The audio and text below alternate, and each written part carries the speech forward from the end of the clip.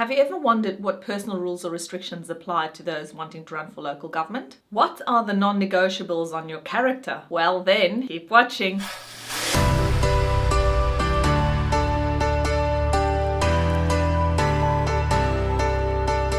Hello everyone and welcome back to Councillor Chamonix. Have you ever considered running for local government but haven't been sure what boxes you have to tick in terms of your stature personally to be able to nominate for local council? Today I will share with you the personal requirements that you will have to meet in order to be able to run for your next local government election. Now, I have helped thousands of people in the past and I have ran successfully in many elections before, and I would like to help you too today. Now, before we jump in, I would like to make sure that you are subscribed to this channel. Make sure you hit the notification button and the subscribe button, and YouTube will let you know as soon as I release my next video of the 17 episodes series on how to election. All right, let's dive in. Here are the boxes that you will have to tick on a personal level. In Western Australia, council elections are held every 2 years for a 4-year term.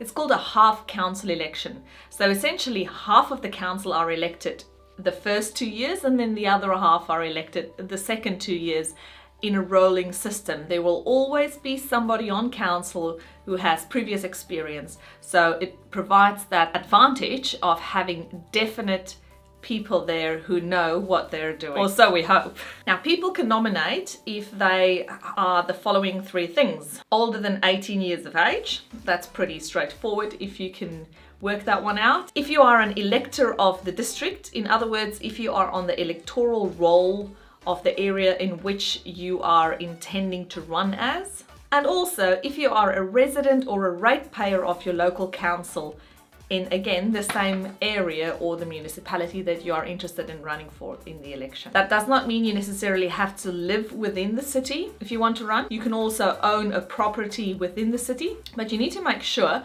that you have registered your interest in running and that you are on the electoral roll before you can nominate. Make sure you do this well in advance of the time, because there's usually a cut-off of when the electoral roll information are taken in terms of who can vote in that election. And your city might have a process that you'll have to go through in terms of registering to be on the electoral roll if you do not actually live there, but you own a property there or you work in that area and your company, a business in that area where they pay rates on their property. Now, before we continue with the restrictions, I want to know if you are following. Right, oh yes, in the comments below if you do.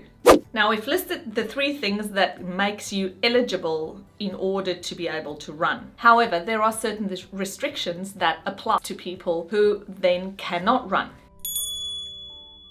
The first one is if they are already a member of state or federal parliament in Australia. In other words, if you're an MLA, an MLC, or a senator or a lower house member in federal parliament, then you are not able to run for local government. The second thing that makes you unable to run is if you have been bankrupt before. The third restriction that makes you ineligible is if you are actually imprisoned at the moment. The fourth restriction that applies to you for not being able to run in a local government election is if you have been convicted of a serious local government offence in the past 5 years. The fifth one is if you have been convicted of an indictment of an offence of which the penalty applies either as a life sentence or for more than 5 years imprisonment. And the last reason you would not be able to run is if you are currently an elected member of another local government. I would encourage people to look at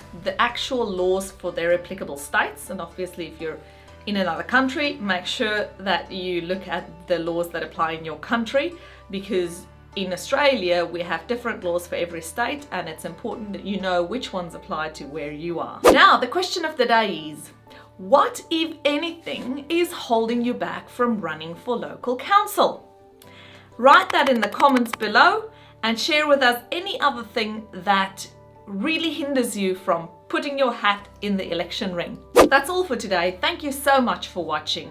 I appreciate it as always. If you would like to get a copy of my Who Can Nominate as a Candidate summary that I discussed today. Click on the link in the description below and you can get it freely delivered to your email inbox straight away. Remember to subscribe to the channel if you would like to be notified of my 17 election videos that will be on YouTube. I will post one every Tuesday, and this is the 3rd episode in the series. Remember to also share this video with anyone who you think will find it beneficial, and follow me on my Facebook page. Again, the link in the description below, and you can also go to my website or watch any of my other YouTube channels. And lastly, remember to design the one life that you have to make it worth your while. I'll see you in the next video. Cheers.